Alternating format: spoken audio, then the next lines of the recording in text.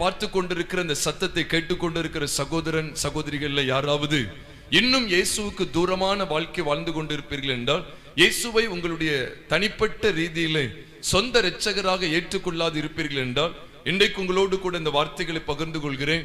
இயேசு கிறிஸ்து உங்களுடைய பாவங்களுக்காக இரத்தம் சிந்தினார். இயேசு கிறிஸ்து உங்களுடைய பாவத்திற்காக மரித்தார்.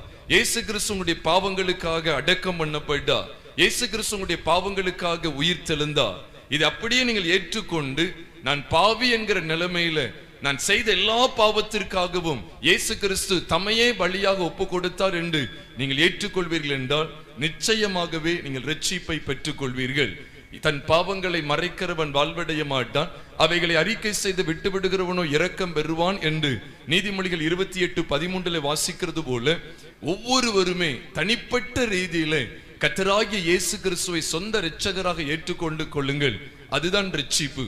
உங்களை பாவங்களை நீங்க அறிக்கை செய்து, இயேசு கல்வாரி சிலுவையில் என்னுடைய பாவங்களை எல்லாம் சுமந்து தீர்த்து விட்டார், அவருடைய விலையேற பெற்ற இரத்தத்தினாலே என்னுடைய பாவங்கள் எல்லாம் நிவர்த்தியாகி விட்டது, என்னுடைய பாவங்கள் எல்லாம் நீக்கப்பட்டு விட்டது என்பதை நீங்கள் முழு மனதோடு நம்பி, இந்த இயேசுதான் என்னுடைய பாவத்தின் பரிகாரி என்று அவருக்கு உங்களுடைய வாழ்க்கையை ஒப்பு கொடுப்பீர்கள் என்றால், நிச்சயமாகவே கர்த்தராகிய இயேசு கிறிஸ்து உங்களை ரட்சித்து அவருடைய வருகைக்கு உங்களை ஆயத்தப்படுத்த அவர் போதுமானவராய் இருக்கிறார்.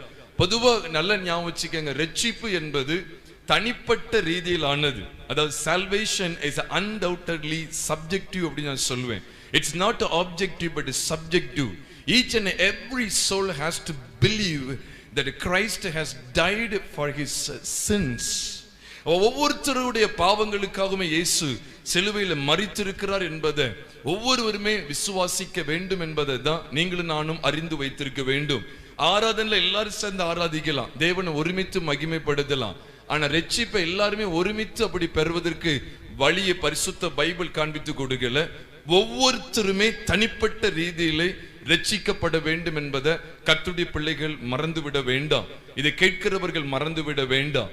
அதனால்தான் எபிரேயர் 2வது அதிகாரம் எபிரேயர் 2:9 சொல்லப்பட்டிருக்கிறது.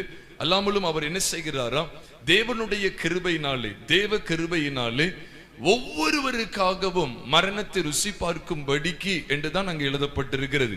தேவ கிருபையினாலே ஒவ்வொருவருக்காகவும் மரணத்தை ருசி பார்க்கும்படிக்கு தேவதூதரிலும் சற்று சிறியவராக்கப்பட்டிருந்த இயேசு மரணத்தை உத்தரித்தது நிமித்தம் மகிமையினாலும் கனத்தினாலும் முடிசூட்டப்பட்டார் என்று நாம் காண்கிறோம் என்பதை நீங்களும் நான் இந்த வசனத்திலே பார்க்கிறோம். அதனாலே ஒரு ஆலோசனை, இதை கேட்கிற யாரா இருந்தாலும் இந்த ரட்சிப்பின் அனுபவத்தை பெறாமல் இருக்கக்கூடாது என்பதை நான் முதலாவது வலியுறுத்துகிறேன்.